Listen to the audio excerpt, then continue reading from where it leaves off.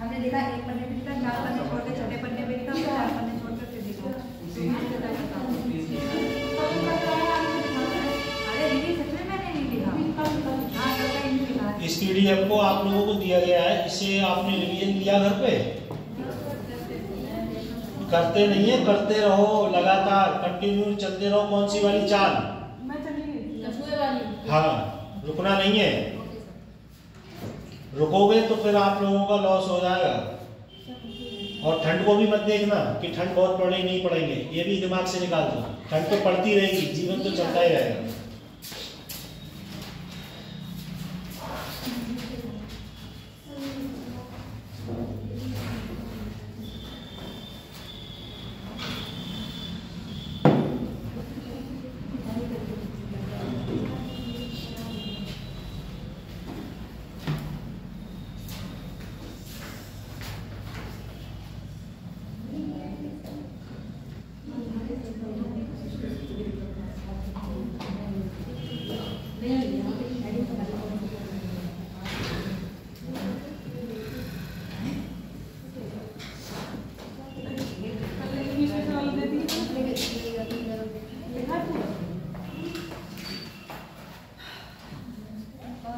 पढ़ रही नहीं पढ़ रही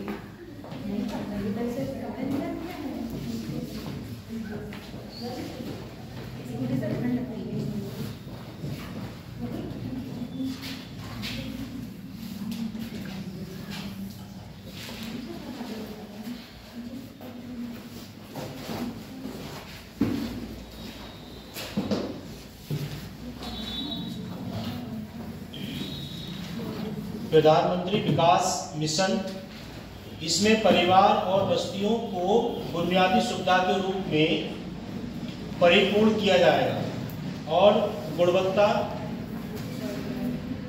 गुणवत्ता और शिक्षा पर जोर दिया जाएगा। खड़ी हो जाओ। सर उसे कॉपी दे रही हूं मैं, उसे काम बताएंगे। कॉपी पेन अपना लेके बैठा करो और जब क्लास चालू हो जाए फिर बीच में मत बोला।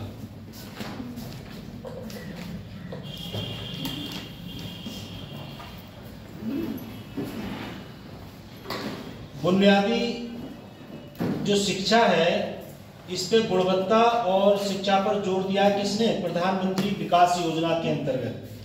उसके बाद समूह के रूप में आर्थिक सामाजिक विकास के अलग अलग 3 सालों के लिए 15,000 करोड़ का वित्तीय आवंटन किया है। सरकार ने इस स्तर को बढ़ाने के लिए 15,000 करोड़ रुपए का वित्तीय आवंटन किया है।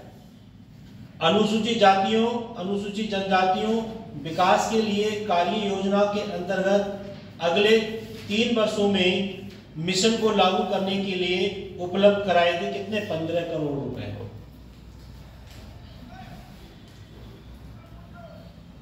उसके बाद है प्रधानमंत्री जनजातीय आदिवासी न्याय महाअभियान। 2023 में ये इस योजना को चालू किया गया था। इसमें 15 नवंबर और 15 नवंबर 2023 इसमें इन्होंने इसको चालू किया है।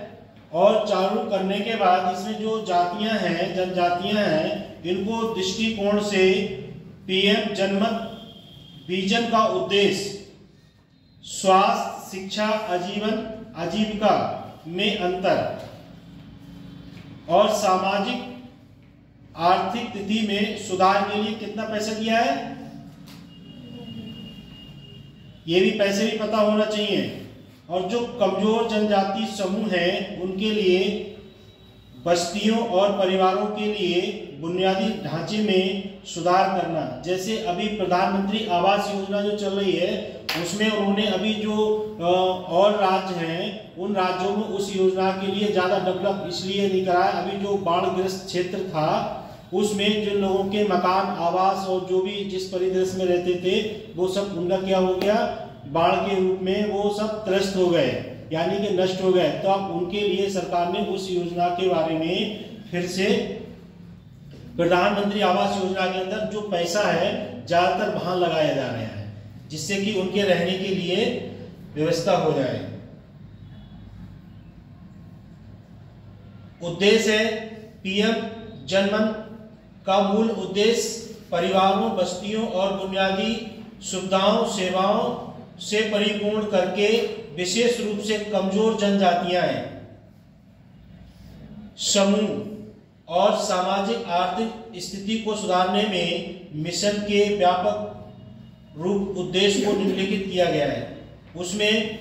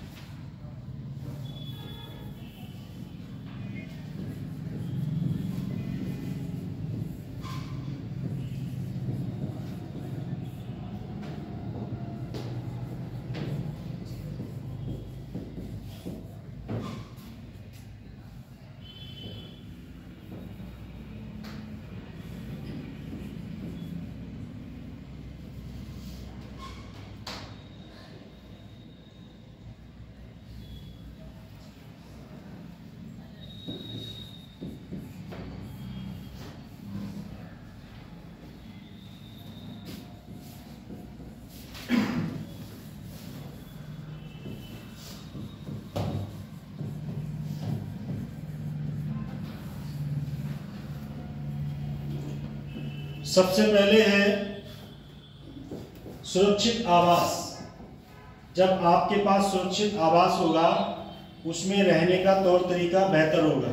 स्वच्छ जल, अगर जल स्वच्छ पियोगे तो बॉडी भी स्वस्थ रहेगी, और जल स्वस्थ नहीं पियोगे तो बॉडी भी स्वस्थ नहीं रहेगी। बॉडी को अगर जल सूट नहीं कर रहा तो विभिन्न प्रकार की बीमारियां उत्पन्न हो जाएंगी। शिक्षा, अगर शिक्षा गुणवत्ता वाली नहीं है, ऐसे ही टालम टूल वाली शिक्षा ले ली है तो जब इंटरव्यू देने जाओगे तो आपकी बोलती बंद हो जाएगी। और अपने आप में बुनियादी शिक्षा लिए होगे, निचले स्तर से शिक्षा को लर्न किए होगे और मजबूताई से पढ़े होगे तो आपको पता होगी शिक्षा का स्तर क्या है और आगे बढ़ने का आपके अंदर मनोबल बढ़ेगा।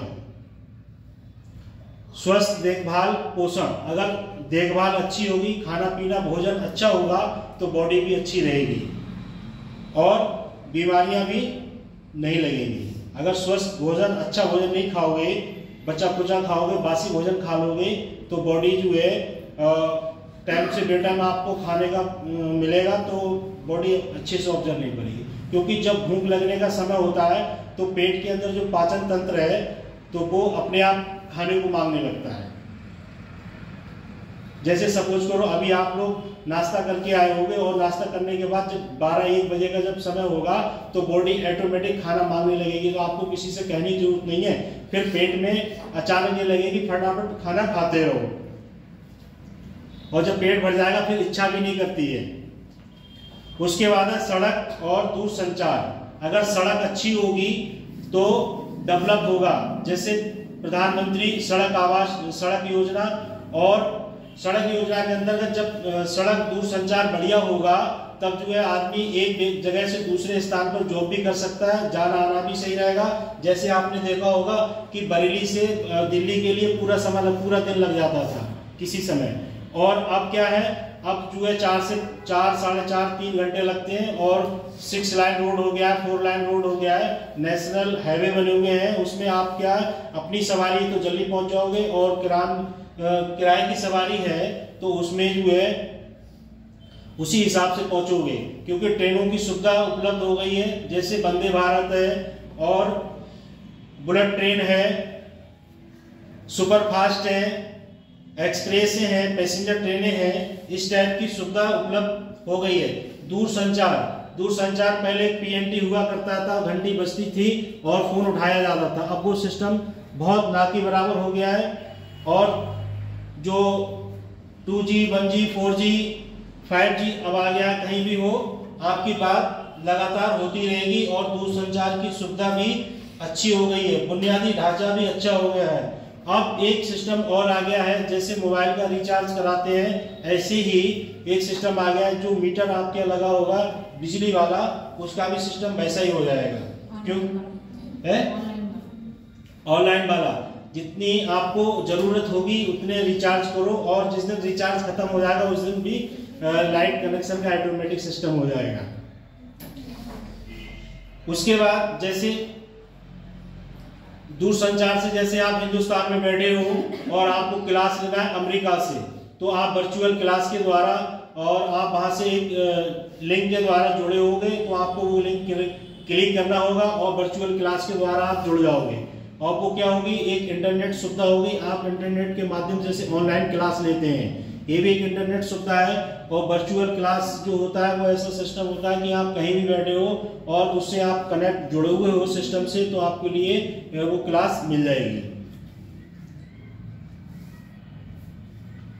उसके बाद स्थायी आजीविका वो आजीविका है, जैसे आप लोग जो है अपने जीवन को अच्छे से बनाने के लिए सुबह से शाम तक प्योर संघर्ष कर रहे हैं।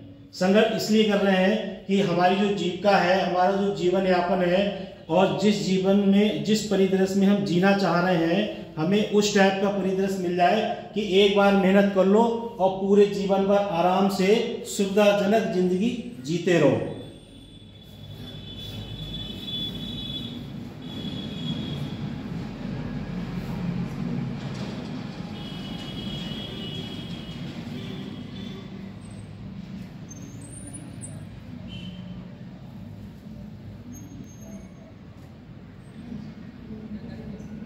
उसके बाद है विगत वर्षे हैं उनमें स्वतंत्रता के बाद अनुसूचित जाति के प्रति भेदभाव, अन्य पिछड़ा वर्ग ओबीसी में अन्य पिछड़ा वर्ग है, इसका जो शब्द है वो समुदायिक जातियों के दर्शनों के अनुरूप है। पिछड़ी जाति जो होती है ओबीसी अन्य पिछड़ा वर्ग,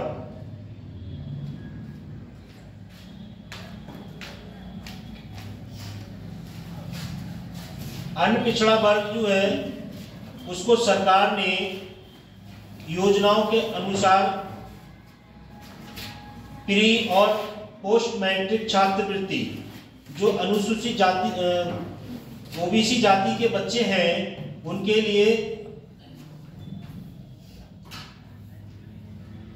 केंद्रीय और क्षेत्रीय योजना के तहत उच्च शिक्षा स्तरों के लिए अन्य पिछड़ा वर्ग छात्रों के लिए वित्तीय सहायता प्रदान करने के लिए उदाहरण दिए हैं, जिसमें जैसे आपने देखा होगा कहीं भी जाते होंगे तो अन्य पिछड़ा वर्ग, पिछड़ी जाति आयोग और अनुसूचित जनजाति आयोग, इसमें आपने देखा होगा जो SC कैटेगरी के बच्चे आते हैं उनके लिए डॉक्टर भीमराव अंबेडकर आवासीय छात्रावास बनाया गया है, अपने पीलीभीत में भी होगा कहीं ना कहीं। और अनुसूचित जाति के अंतर्गत आता है पिछड़ा वर्ग के जो छात्रावास हैं वो पिछले जाति के लोगों के लिए होते हैं। उसमें क्या होता है, नाम मात्र की जो भी फीस होती है वो फ्री सुविधा उपलब्ध होती है। ये किसके द्वारा? सरकार के द्वारा चलाई गई स्कीम है। उसके बाद नेशनल फेलोशिप जो है उच्च शिक्षा संस्थानों में होती है। जैसे एक होता है स्टेट गवर्नमेंट स्कॉलरशिप देती है और एक होता है सेंट्रल गवर्नमेंट का। तो उसमें जिस कैटेगरी के अंतर्गत आप आते हो उस कैटेगरी के अंतर्गत आपको वो सुविधा उपलब्ध होती है। जैसे दो कैटेगरी में होती है। जैसे एक होता है अल्पसंख्यक। अल्पसंख्यक के लिए सेंट्रल गवर्नमेंट से भी मिलती है और राज्य गवर्नमेंट से भी मिल सकती है, पर फॉर्म आपको एक ही भरना पड़ेगा स्कॉलरशिप का, जो आपको एक ही सुविधा उपलब्ध होगी। दो जगह नहीं ले सकते क्योंकि अब आधार सिस्टम भी हो गया है। उसमें क्या है, जैसे ही नंबर पड़ेगा आधार लिंक होगा तुरंत शो कर जाएगा।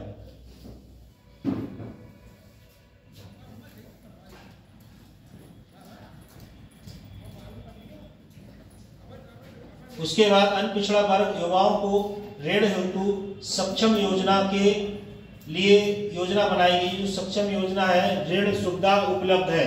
जैसे ऋण आप लेते हैं तो उसमें कुछ परसेंट हिस्सेदारी सरकार की होती है जिसपे ब्याज मुक्त किया जाता है और उसमें कुछ परसेंट आपसे लिया जाएगा। जैसे 5 लाख रुपए दे दिया और सरकार ने कहा कि आप 5 लाख रुपए इस्तेमाल करिए और 5 साल के अंदर वापस कर दीजिए।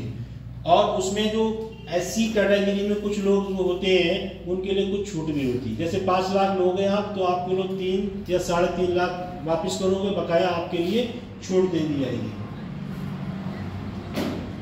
शिक्षा और रोजगार में आरक्षण, जैसी कैटेगरी है वैसी नौकरियों में उनके लिए आरक्षण है।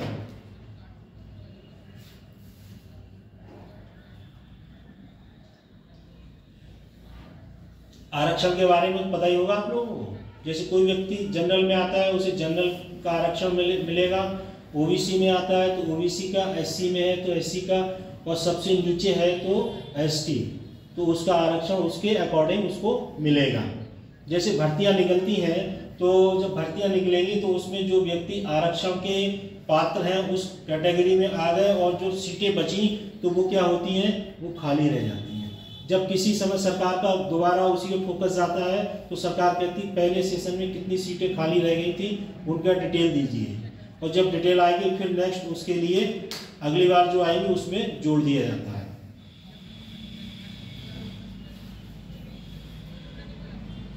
आंकड़ों का विस्तृत संग्रहण और विश्लेषण, जो समुदाय हैं उनका विभिन्न आंकड़ों के द्वारा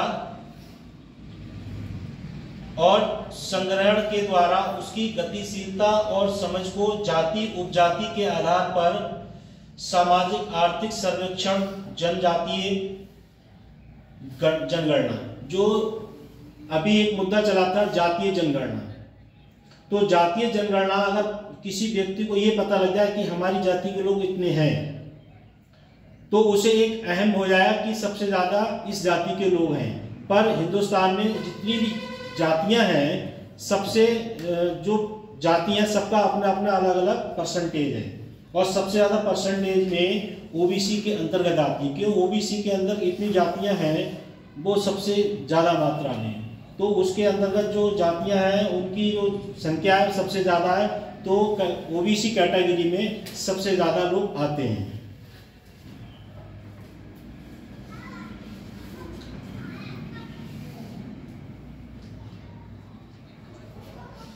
भारत में आर्थिक रूप से कमजोर वर्ग ईडब्ल्यूएस वर्ग की स्थिति, जो ईडब्ल्यूएस लोग हैं उस वर्ग की स्थिति जो है कमजोर कैटेगरी में आती है। जैसे एसटी कैटेगरी में आती है, ईडब्ल्यूएस कैटेगरी में आती है और पीडब्ल्यूएस।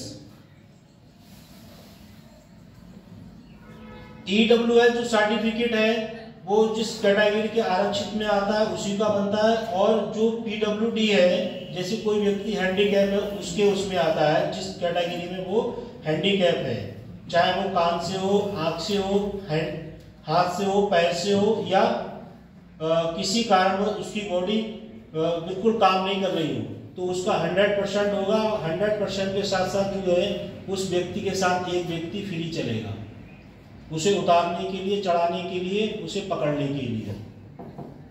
100% नहीं है तो उसके साथ व्यक्ति दूसरा फ्री नहीं जा सकता। पिछड़ापन सामाजिक आर्थिक रूप से सभी मानदंडों पर पिछड़े और स्थिति आज भी संतोषजनक नहीं है। जैसे जो पिछड़ेपन है वो आज भी संतोषजनक इसलिए नहीं है कि जो व्यक्ति पिछड़ा है वो अपने लिए प्रयास ये नहीं करेगा मैं आगे बढ़ूं और ज्यादा से ज्यादा मेहनत करूं। शिक्षा अगर उसके पास नहीं है, उसका जो मनोबल स्तर है वो अच्छा नहीं है, तो पिछड़ी परिदृश्य में रहेगा।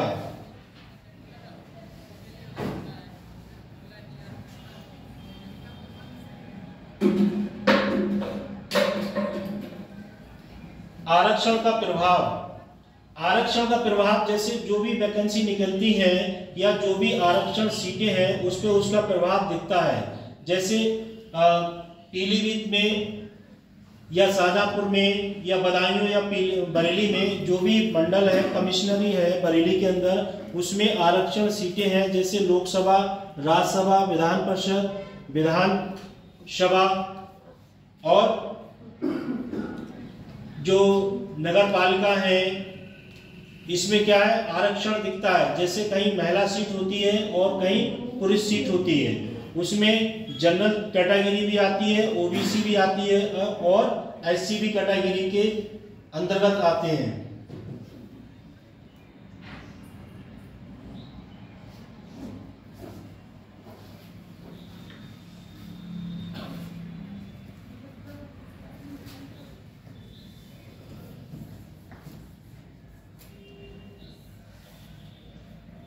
जो केंद्रीय प्रशासनिक सेवाएं हैं उसमें अनुसूचित जाति में 1984 में समूह ग के 14% और 2003 में समूह ग के 14.3% और 2015 में 13.3% तक पहुंच गए हैं।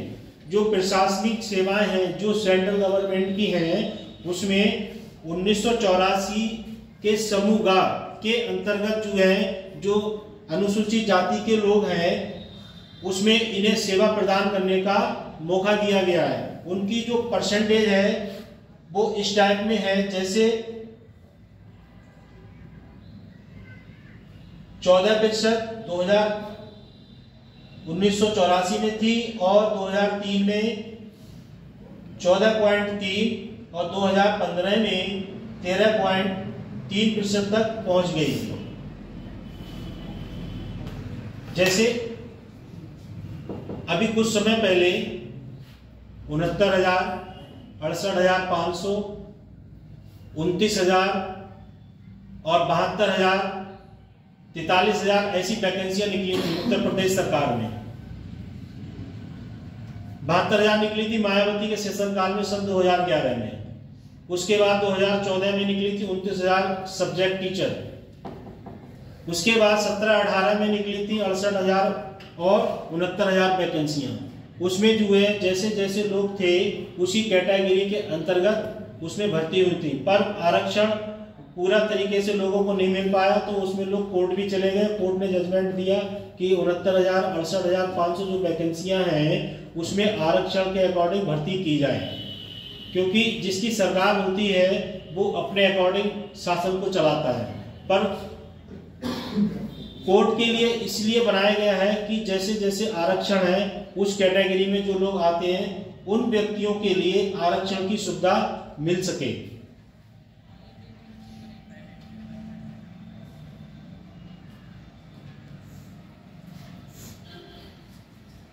भारत में महिलाओं की स्थिति और उनके तत्वों के आंकड़े, जो भारत में साक्षरता दर है उसमें 74.04%, जिसमें 82.14% पुरुष और 65.46% महिलाएं 2011 की जनगणना के अनुसार।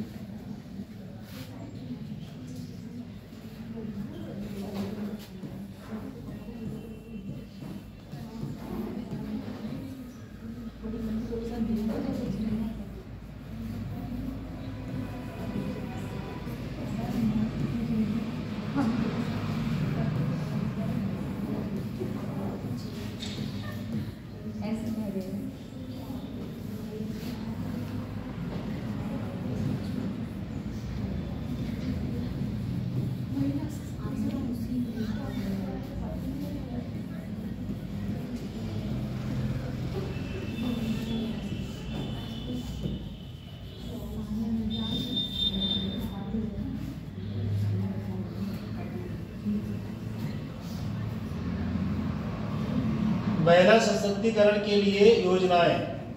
आजादी का अमृत उत्सव महिला सम्मान बचत पत्र, जो महिला सशक्तिकरण है, जिसे इंग्लिश में कहते हैं वुमेन एम्पावरमेंट, इसकी जो है एक नई स्कीम छोटी बचत योजना महिला सम्मान बचत प्रमाण पत्र मार्च 2025 में 2 वर्ष की अवधि के लिए उपलब्ध कराए गए आंशिक निकास विकल्प के दर में 7.5। जो महिला सशक्तिकरण है उसमें विभिन्न प्रकार का परिदृश्य देखने को मिलता है, जैसे मलिन बस्तियां हैं। महिलाओं की जो परिदृश्य है, महिलाओं की स्थिति है, वो इस टाइप की है। अगर वो महिलाएं जागरूक नहीं है तो विभिन्न प्रकार की सुविधा उन तक नहीं पहुंचती है, और कहीं कहीं महिलाओं की ऐसी स्थिति है जो सरकार भी उनकी स्थिति को सुधारने में बहुत बड़ा योगदान करती है। उसके बाद जो महिलाओं की स्थिति को सुधारने के लिए प्रधानमंत्री मोदी जी ने एक उज्ज्वला योजना चलाई थी, जिसमें गैस कनेक्शन फ्री दिया गया, और उस योजना में जो महिलाएं थी उनकी जो चूल्हे से खाना बनाती थी लकड़ी से और कंडे से, उस धुएं से उनकी आंखों की जो रोशनी थी उस पर ज़्यादा असर पड़ने लगा। और महिलाओं की देखा होगा आपने, आप लोगों के परिवार में महिलाएं होंगी जो बुजुर्ग महिलाएं हैं, उनकी जो 60 साल के बाद 55 साल के बाद जो आंखों की रोशनी है वो कम हो जाती थी, क्योंकि जो धुआं होता है उस धुएं से व्यक्ति की आंखों में जब धुआं लगेगा तो रोशनी पे उसका प्रभाव पड़ेगा। तब उन्होंने सीधा सिस्टम निकाला कि इससे महिला के लिए और अच्छा तरीके से उनके लिए सुविधा मिल जाए, तो उन्होंने उज्ज्वला योजना का आरंभ किया। और उस योजना में महिलाओं के लिए काफी सुविधा मिली थी। गैस कनेक्शन फ्री मिला था, पहली बार मिला था तुम्हें। उसके बाद उनके लिए ये सुविधा मिली थी, और सुविधा मिलने के बाद महिलाओं और बच्चों की तस्करी के लिए रोकथाम और तस्करी के वाणिज्यिक यौन शोषण पीड़ितों के लिए बचाव, पुनर्वास एवं एकीकरण के लिए व्यापक योजनाएं। जो महिलाएं थी उनके यौन शोषण के लिए सरकार ने विभिन्न प्रकार के कदम उठाए और तस्करी जैसे विभिन्न प्रकार के मुद्दों पर रोक लगाई। उसके बाद उनके शोषण के लिए, जो उनका शोषण होता है उसके लिए रोकथाम के लिए विभिन्न प्रकार के सरकार के द्वारा अनेक कदम उठाए गए, जिससे व्यापक रूप से उस योजना का विशेष रूप से लोगों के लिए लाभ मिला। जैसे जो आपने देखा होगा या सुना भी होगा, जैसे हमारे देश में जो बॉर्डर है जिससे दूसरे देशों की सीमा रेखा मिली हुई है, और जो समुद्री तट है, इन पे क्या है, उच्च लेवल पे महिलाओं की, बच्चों की तस्करी होती है। उस तस्करी में क्या होता है,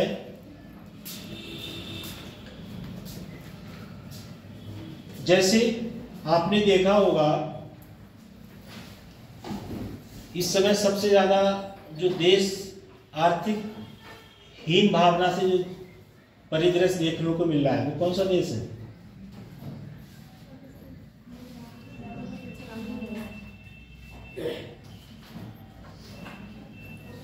बांग्लादेश में जो स्थिति चल रही है,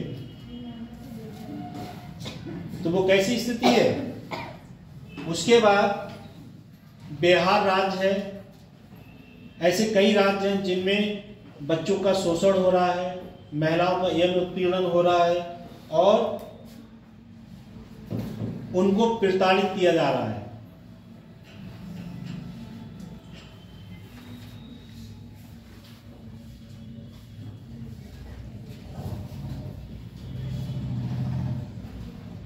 महिला कल्याण के लिए अनेक संस्थाएं, महिला विकास एवं मंत्रालय, बाल विकास मंत्री और जो महिलाओं के बारे में कदम उठाते हैं उसमें जो है विभिन्न प्रकार के महिलाएं और बच्चों के लिए मंत्रालय योजनाएं, नीतियां, कार्यक्रम तैयार किए गए जिसमें कानूनी संशोधन, महिला बाल विकास के क्षेत्र में विभिन्न प्रकार के कार्य किए गए। सरकारी गैर सरकारी संगठन और मंत्रालय के द्वारा विभिन्न प्रकार के एकीकृत बाल विकास योजनाएं जैसे सार्वभौमिकरण विकास, किशोरी विकास योजना,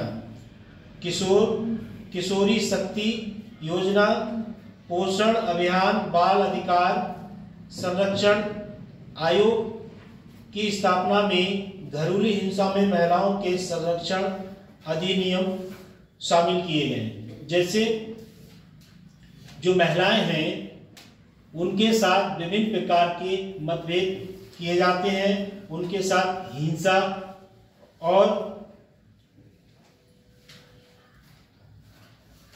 अनेक प्रकार की बाल विकास, बच्चों के प्रति हिंसा और महिलाओं के साथ हिंसा, उसमें जैसे कोई महिला है अगर उसके लिए किसी ने दहेज के प्रति हिंसा के लिए उत्पीड़न किया उसका, और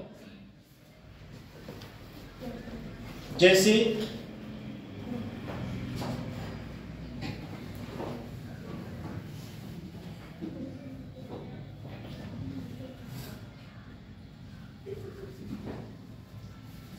किशोरी शक्ति योजना, कुछ योजना ऐसी है जिनमें महिलाओं को जागरूक किया जाता है। कहीं कहीं ऐसा परिदृश्य देखने को मिलता है जहां महिलाओं का उत्पीड़न किया जाता है, और उसमें जैसे आपने देखा होगा जैसे इस्लाम धर्म में अगर कोई व्यक्ति विदेश में रह रहा है और उसने फोन पे कह दिया भाई 3 तलाक 3 बार, तो उसमें उस महिला का उत्पीड़न हुआ नहीं हुआ।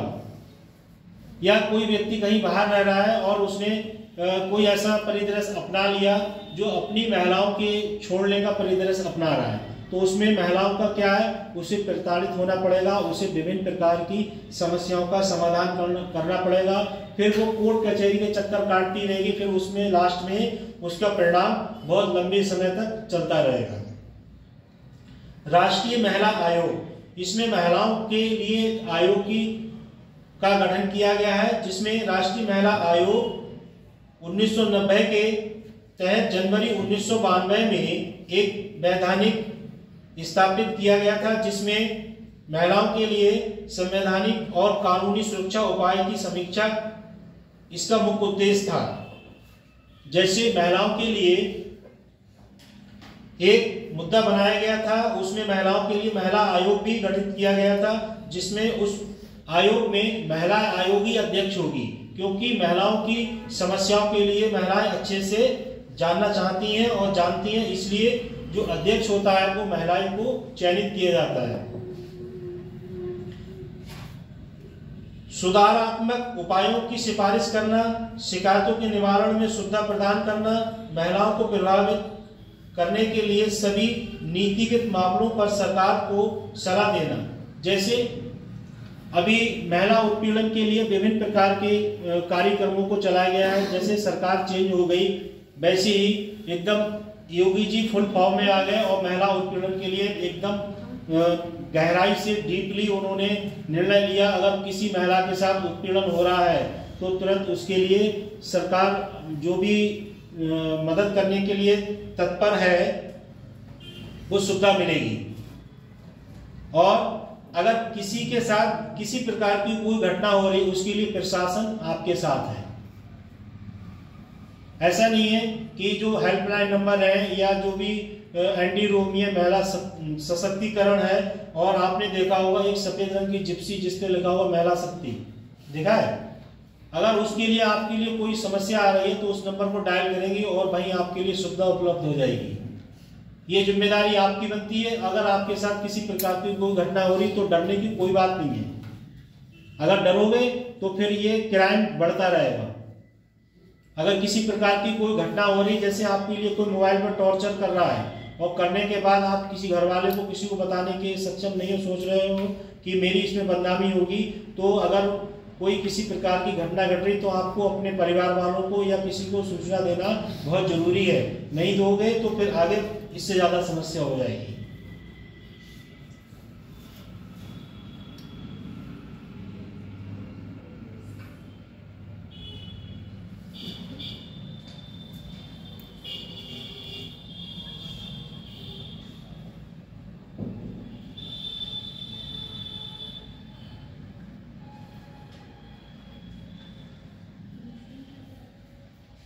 इसके एक पॉइंट लिख लो, प्रमुख प्रावधान, महिला उत्पीड़न की व्यापक परिभाषा।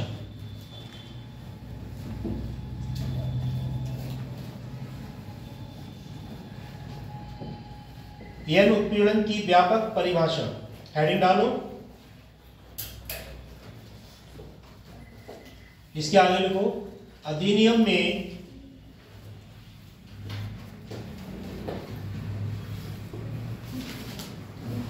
उत्पीड़न को किसी भी आवांछित शारीरिक, मौखिक या गैर मौखिक आचरण के रूप में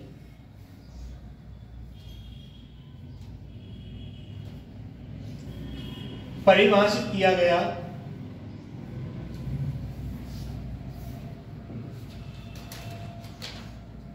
जिसमें नंबर 1 यौन संबंधों के लिए, यौन संबंधों के लिए मांग या अनुरोध, मांग या अनुरोध,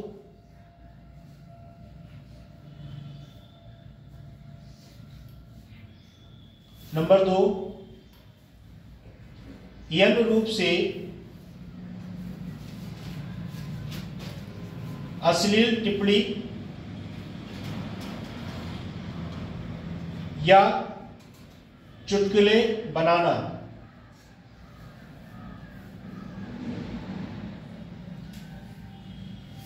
नंबर 3 अश्लील साहित्य या यौन रूप से स्पष्ट सामग्री प्रदर्शित करना,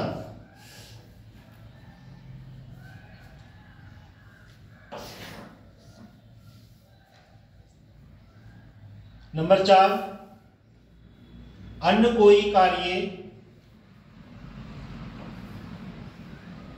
जो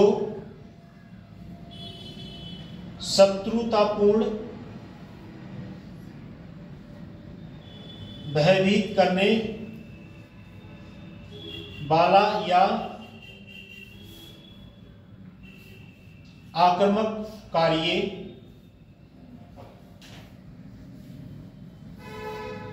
वातावरण निर्मित करता है।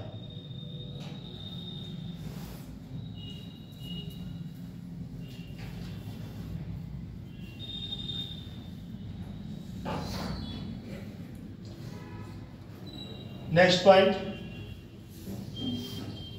यौन उत्पीड़न की 5 परिस्थितियां।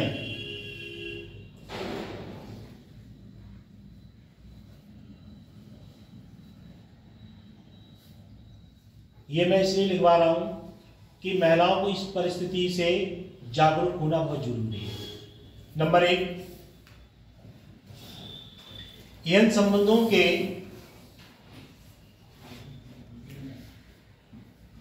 बदले में अनुचित लाभ जैसे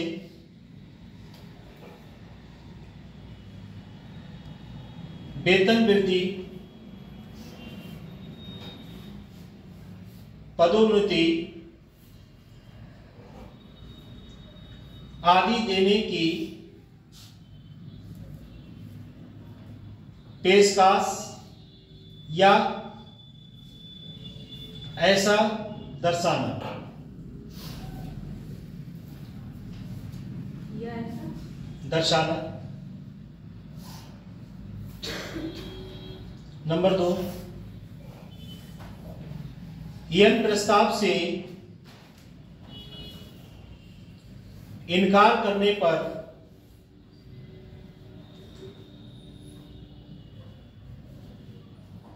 रोजगार में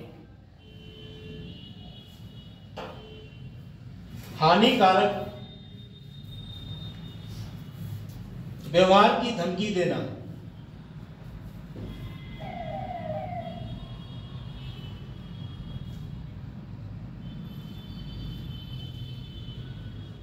नंबर 3, वर्तमान या भविष्य की रोजगार की स्थिति से संबंधित या दबाव,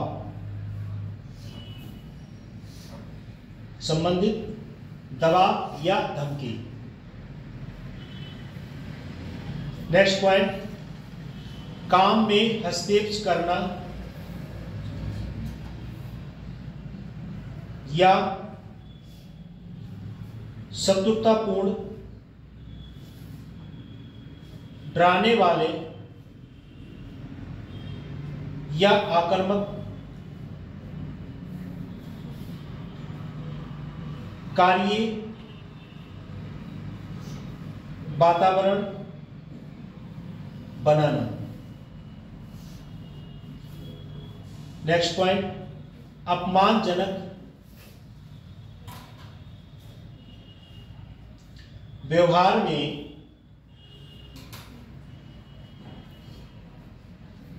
जिससे महिला के स्वास्थ्य या सुरक्षा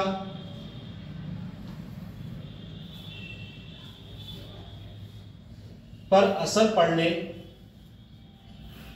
की संभावना।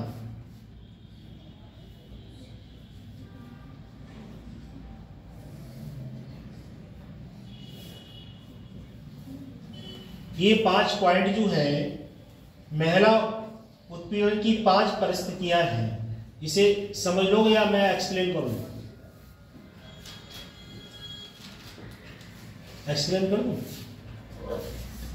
सबसे पहला है, यौन संबंध के बदलाव में अनुचित लाभ जैसे वेतन वृद्धि और पद उन्नति देने की पेशकश या ऐसा दर्शाना। जैसे महिला उत्पीड़न में इस टाइप की परिवेश देखने को मिलेगा। वो इसलिए मिलेगा कि जैसे आपसे सीधे सीधे बात करेंगे कि आपकी वेतन बढ़ जाएगा, पदोन्नति हो जाएगी और आपको इसका लाभ मिल जाएगा, पर आपका जो तरीका है वो ऐसा होना चाहिए कि अगर लालच में जाओगे तो आपको उसका खामियाजा उठाना पड़ेगा। उसके बाद दूसरा पॉइंट है, यह प्रस्ताव से इनकार करने रोजगार हानिकारक। जैसे कहीं प्राइवेट या सरकारी जॉब कर रहे हो और वहां का कोई व्यक्ति आपके लिए किसी प्रकार की भावनाओं से प्रेरित करता है और कहता है कि ये बात मेरी आप मानो, तो उसमें क्या होगा, नहीं मानोगे तो आपके लिए जॉब से निकाल दिया जाएगा। जब जॉब से निकाल दिया जाएगा तो आपको उसमें हानि होगी। पर ऐसे किसी परिदृश्य को कभी नहीं अपनाना है। अगर आपके अंदर क्षमता है, नौकरी छूट जाएगी तो क्या व्यक्ति जीवित नहीं रहेगा? मगर गलत कारनामा जो है वो ऐसे नहीं होना चाहिए जिससे कि पूरा जीवन नष्ट हो जाए। उसके बाद नेक्स्ट पॉइंट है, वर्तमान भविष्य की रोजगार स्थिति से संबंधित धमकी। आपको ये भी धमकी मिलेगी कि अगर ये ऐसा परिदृश्य नहीं अपनाओगे तो आपको नौकरी से निकाल दिया जाएगा, बेरोजगार हो जाओगे, आपकी सेवाएं समाप्त कर दी जाएंगी। तो सेवाएं तो अब नहीं सी 60 साल बाद से या 62 साल बाद की सेवा तो समाप्त हो जाएंगी, मगर जो आपका जो मनोबल है, और अगर कोई व्यक्ति आपको लालच दे रहा है तो लालच में नहीं जाना है। इसलिए नहीं जाना है, लालच एक ऐसी बला है, जो व्यक्ति लालच में पड़ जाता है तो उसका जीवन वैसा ही हो जाता है। उसके बाद आपको जहां आप कार्य करेंगे वहां विभिन्न प्रकार के आपको काम दिए जाएंगे, और उनसे विभिन्न प्रकार के आक्रामक वातावरण भी किए जाएंगे। अधिकारी या जो भी आपसे उच्च लेवल को आपसे नाराज भी होगा और अपशब्द भी बगेगा और अपनी रौला भी दिखाएगा और अपना एटीट्यूड भी चेंज करेगा, आंखें काली पीली भी दिखाएगा। तो उससे क्या है, और आपको डराएगा भी, जिससे कि आप उसकी बातों के अकॉर्डिंग उसकी बात मानो, और आपके लिए विभिन्न प्रकार के जो कागज पत्र हैं जिसपे उसके साइन होना है, वो टालम टूल करेगा कि आज मेरे पास समय नहीं है, कल करूंगा साइन। जब कल पहुंचोगे तो कहेगा ऐसा मुझे कहीं जाना है, कल करना। तो इस प्रकार का भी वातावरण आपको देखने को मिलेगा।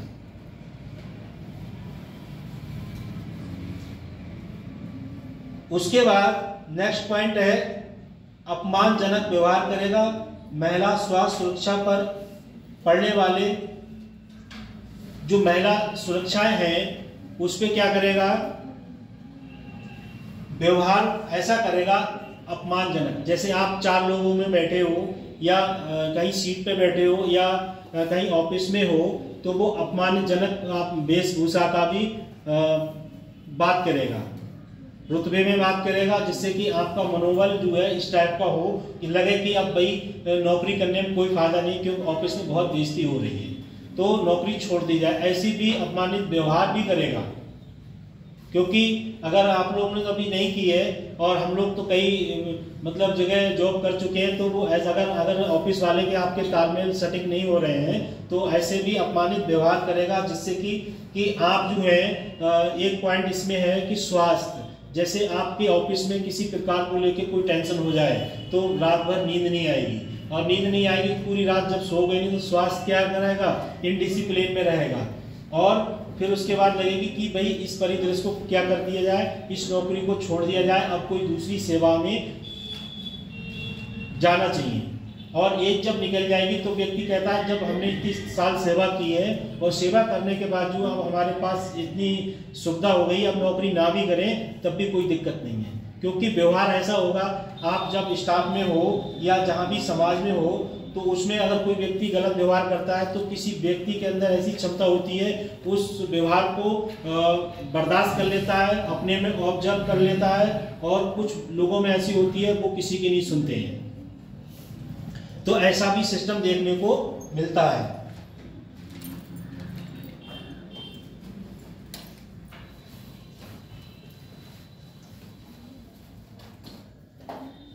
उसके बाद है महिला आरक्षण अधिनियम 2023।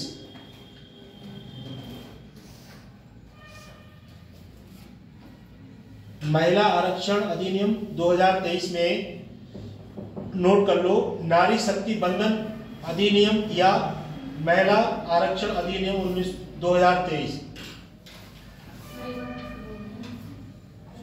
मौर्य जी कहाँ हुए रहते हो?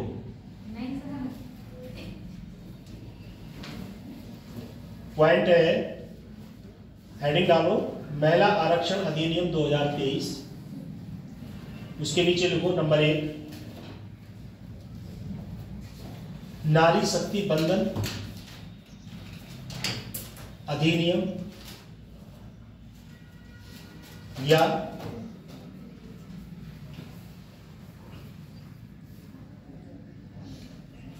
महिला आरक्षण अधिनियम 2023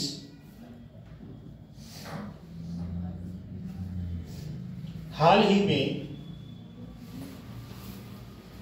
संसद द्वारा पारित किया गया महिला आरक्षण अधिनियम का उद्देश्य संसद और राज्य विधानसभा में महिलाओं के लिए 1/3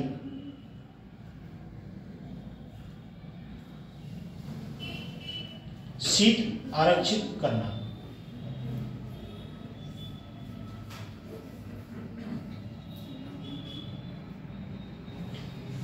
इसी के आगे लिख लो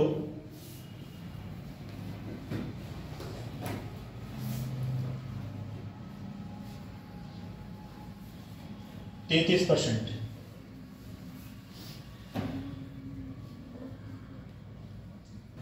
नए कानून की मुख्य विशेषताएं।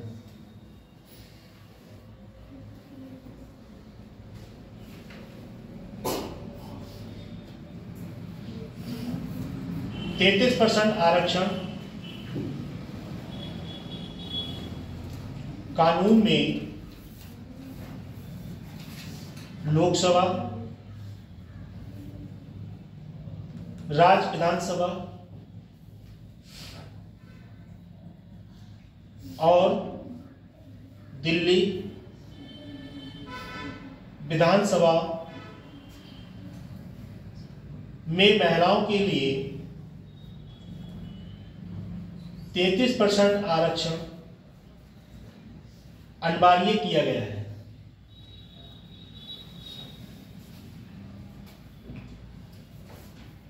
यह आरक्षण अनुसूचित जातियां, अनुसूचित जनजातियों के लिए आरक्षित सीटों पर भी लागू होता है।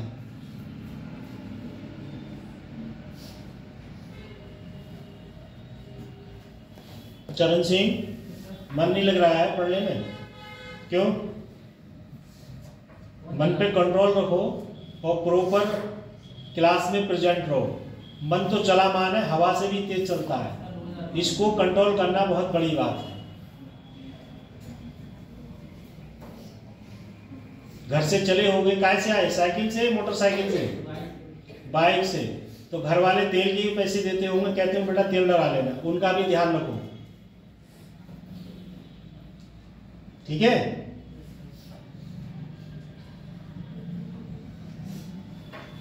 महिला आरक्षण अधिनियम के लाभ जो 33% रखा गया है वो अनुसूचित जाति, अनुसूचित जनजाति जैसे एससी और एसटी, इनके लिए 33% आरक्षण रखा गया है। और इसमें ही लोकसभा, राज्यसभा और विधान परिषद सभी में इनके लिए आरक्षण की सुविधा प्रदान की गई है। और जैसे कुछ बच्चे यहाँ ग्रामीण क्षेत्र के भी होंगे, शहरी क्षेत्र के भी हैं। जैसे आप लोग पीलीभीत जिले में रहते हो, पीलीभीत में नगर पालिका है या जो चेयरमैनी के इलेक्शन होते हैं तो उसमें भी आरक्षण होता है। आरक्षण सरकार निश्चित करती है किस टाइप का आरक्षण बनाया जाए, किसी व्यक्ति के हाथ में नहीं होती है। जो सर्वे होती है उसके अकॉर्डिंग आरक्षण का प्रोसीजर होता है।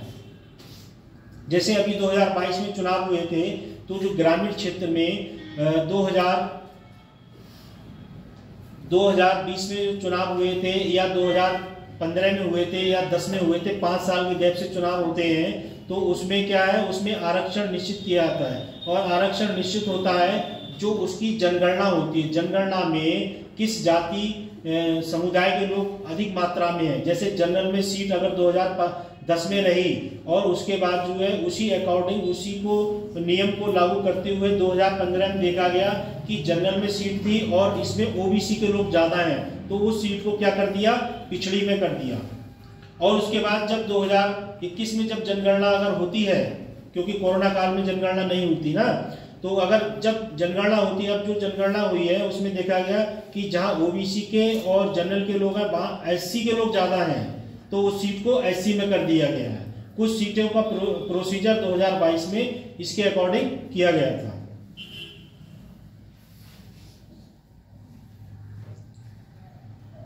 इससे क्या है, महिला आरक्षण अधिनियम के लाभ, जो महिलाएं हैं वो विभिन्न जाति धर्म समुदाय की हैं, उनके लिए आरक्षण का लाभ मिला है। और आपने देखा होगा लोकसभा में और विधानसभा, उत्तर प्रदेश में जो विधानसभा सेशन जब चलता है तो आपने देखा होगा कि उसमें महिला भी बैठे दिखती हैं, क्योंकि उनका आरक्षण है और आरक्षण के अकॉर्डिंग अपने अपने क्षेत्र से वो चयनित होके आई हैं।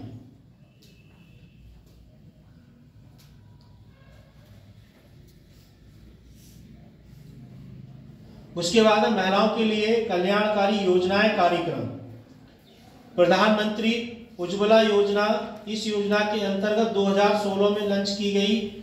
गरीबी रेखा से नीचे बीपीएल परिवारों के लिए महिलाओं को मुफ्त एलपीजी गैस कनेक्शन, और महिलाओं के लिए प्रदान किया महिलाओं और बच्चों के स्वास्थ्य के लिए सुरक्षा सक्रिय घरेलू एलपीजी कनेक्शन। अप्रैल 2014 से 14.52 करोड़ से बढ़कर 2023 में आंकड़े और नोट कर लो ये।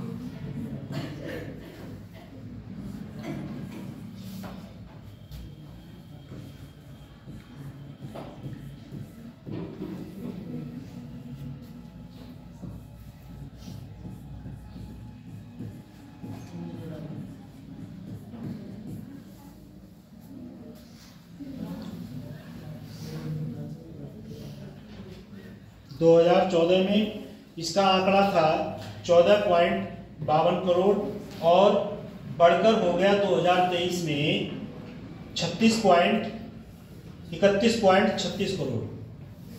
31.36 करोड़ कितनी बढ़ गई, संख्या बढ़ गई, क्योंकि इसके लिए अभी चुनाव हुए थे, उससे पहले वितरण किया गया था दोबारा से वितरण किया गया था। उसमें राशन कार्ड, आधार कार्ड और आपका राशन कार्ड, आधार कार्ड और बैंक की किताब, ये फोटो वगैरह जो भी प्रोसीजर था, कागज लगे थे। और उसके बाद जो है इसमें प्रोसीजर सरकार ने और लोगों को दिया, क्योंकि चुनाव परिदृश्य था, तो चुनाव में जितने लोगों को फ्री की रेवन्यू बांट लोगे तो उसमें जितना ही फायदा हो जाएगा। तो ये भी आंकड़े भी आपको पता रहना चाहिए।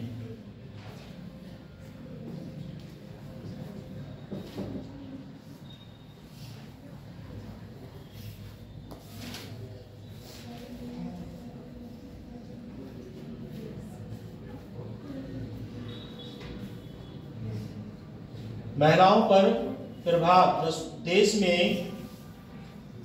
में रसोई गैस की सार्वभौमिक पहुंच सुनिश्चित होगी। ये उपाय महिलाओं को सशक्त बनाना और उनके स्वास्थ्य की रक्षा करना, इससे भोजन पकाने में लाभ और समय और कम मेहनत। जैसे पहले जो खाना बनता था उसमें ज़्यादा मेहनत लगती थी, ज़्यादा समय लगता था और समय भी ज़्यादा लगता था। उसके बाद इसमें समय की बचत और स्वास्थ्य भी सही रहेगा, जिससे कि लोगों को सेहत का भी ध्यान रहेगा। एक आपको हंसी आ जाएगी, इसमें एक सिस्टम चलता था कि जैसे अगर कोई, बुरा मत मानना, किसी टाइप की कोई महिला है तो जब चूल्हे से खाना बना दी तो हाथ बहुत काले हो जाते थे। तो अब क्या है, मॉडर्न जमाना है, तो अब हाथ काले करने की कोई आवश्यकता नहीं है, क्यों नहीं है? क्योंकि जब चूल्हा ही नहीं जलेगा तो हाथ काले कैसे होंगे। पहले क्या करते थे, जो घर में अगर कोई व्यक्ति बुजुर्ग होता था तो उसे कह देते आप इस कार्य को कर लो, क्योंकि जैसे जैसे मॉडर्न समय आ गया वैसे वैसी सिस्टम भी चेंज हो गया और उसमें महिलाओं के लिए सुविधा हो गई। बहुत समय लगता था पहले इस कार्य को करने में। जो लोग खाना बनाते हैं उन्हें पता होगी, बनाते हैं। अब तो 4-5 चूल्हों का एक आ गया गैस वाला कि आप एक पे ऐसे ऐसे चीजें रख दो और फटाफट अपना कार्य भी निपटे दो और खाना भी बन जाएगा।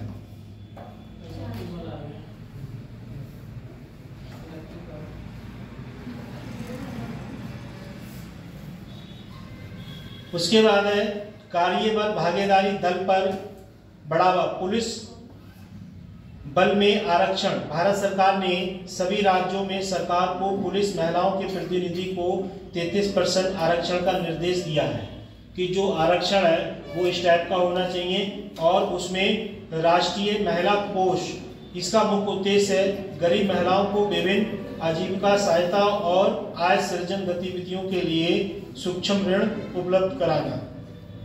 पुलिस का रिजल्ट आया था, उसमें महिलाओं का भी चयन हुआ है और उससे जो सूक्ष्म ऋण उपलब्ध कराना।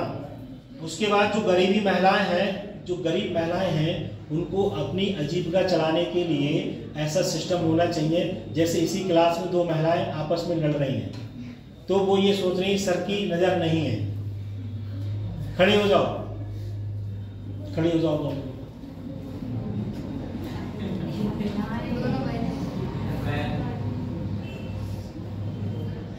एक ही जगह से हो दोनों लोग,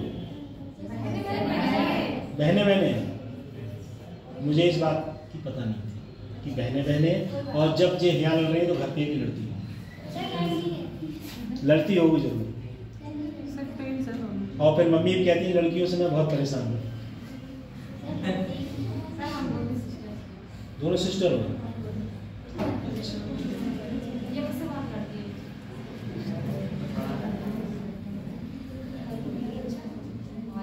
तो आपकी तो शादी हो गई, आप तो ससुराल में नहीं पहुंच जाती थी, लोकल में लोग पहुंच जाते। कॉलेज में जा रहा है तो बैग इधर से इधर।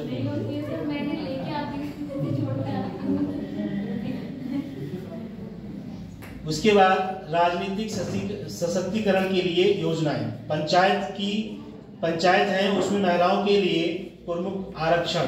पंचायत में महिलाओं के लिए सशक्त बनाने के लिए महिला बाल विकास मंत्रालय। महिला बाल विकास मंत्रालय किसके पास है इस समय? पिछली बार किसके पास था?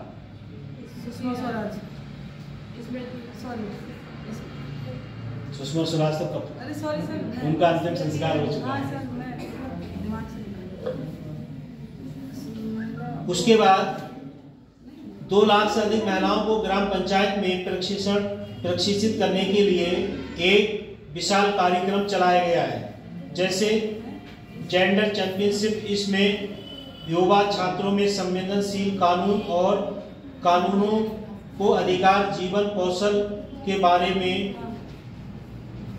जागरूकता पैदा करने के लिए शैक्षिक संस्थानों के माध्यम से कार्य लाभ। जैसे ग्रामीण क्षेत्र में एक योजना चल रही है सखी, महिला सखी वाली, जिसमें वो महिला क्या है बैंक के द्वारा चयनित है और वो लोगों के लिए क्या करती हैं, एक समूह के रूप में पैसा प्रदान करती हैं और उसमें जो है उनको भी रोजगार मिल रहा है और जो उससे नीचे महिलाएं जुड़ी हैं उनके लिए भी रोजगार मिल रहा है।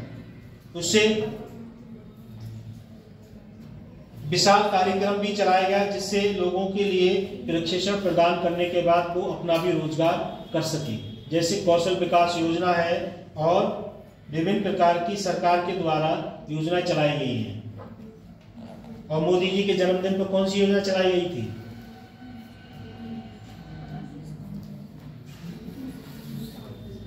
कब हुआ था जन्मदिन?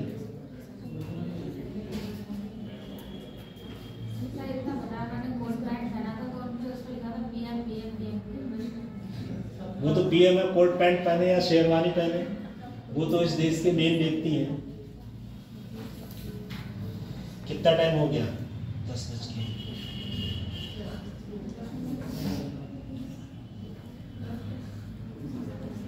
उसके बाद विदेश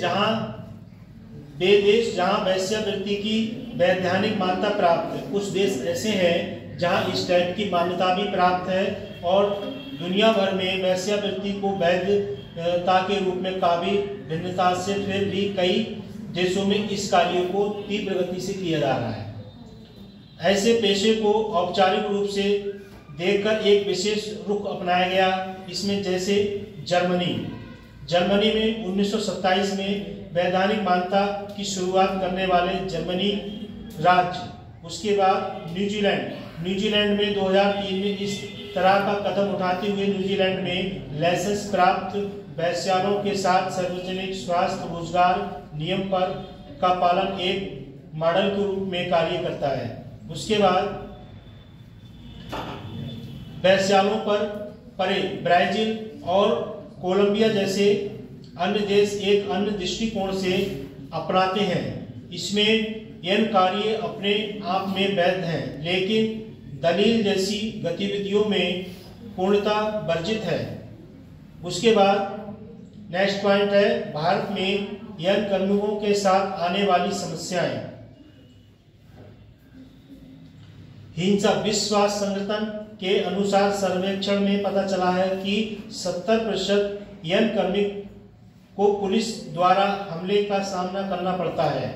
उसमें स्वास्थ्य जोखिम, जो स्वास्थ्य है उसकी सहायता के लिए अनेक प्रकार के उन्होंने HIV और गर्भाशय ग्रीवा के कैंसर, यौन संचालित रोगों से संक्रमण का खतरा बढ़ रहा है। जैसे ये ऐसी एक प्रकार का परिदृश्य है जिसमें विभिन्न प्रकार की बीमारियों का सामना करना पड़ता है और उससे क्या है HIV एड्स के लोग शिकार हो जाते हैं। जैसे इसमें सबसे ज्यादा दिया है जर्मनी, जो जर्मनी देश है उसमें इस टाइप की प्रोसीजर को ज्यादा अपनाया गया है। उसके बाद है न्यूजीलैंड, उसके बाद है आपका ब्राजील। कुछ देशों में इस टाइप का प्रोसीजर अपनाया जाता है। भारत देश में भी इस टाइप की जो कार्य प्रणाली है वो कई स्थानों पर विशेष रूप से है और उसका माध्यम क्या है, उसको किसी के द्वारा मान्यता प्राप्त संस्थान के रूप में देखा गया है और उसकी मान्यता जो है सरकार के अधीन है। उससे लोगों के स्वास्थ्य और विभिन्न प्रकार के संक्रमण रोगों से पीड़ित होते हैं।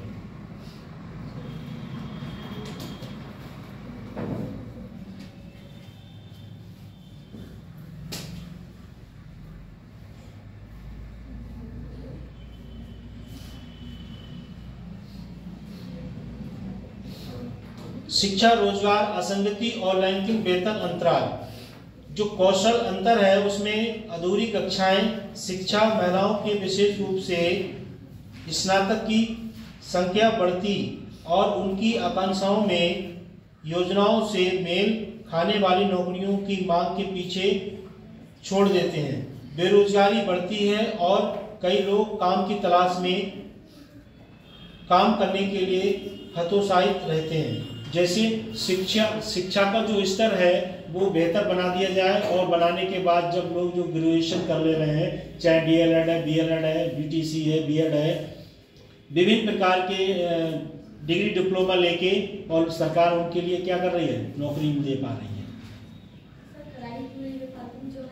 अब जो सरकारी संस्था है या प्राइवेट संस्था है उन्होंने सरकार से मान्यता ले ली है और सरकार से मान्यता लेने के बाद वो चीज को अपना रहे हैं। जैसे अब हाई स्कूल का स्तर जो है बिल्कुल 5वीं क्लास की तरह कर दिया गया है और उसमें जो सिस्टम है उसको जब ऐसा नियम कर दिया तो बच्चे तो पास होंगे ही ज़्यादा। जब बच्चे पास होंगे तो नौकरियां मांगेंगे और जब बच्चे पास कम होंगे तो नौकरियां भी कम मिलेंगी। मगर सरकार का ऐसा सिस्टम हो गया है कि जो शिक्षा का स्तर है वो उच्च लेवल का हो गया और सरकार के पास नौकरियों की संख्या कम है और पढ़ने वालों की, नौकरी मांगने वालों की संख्या ज़्यादा है।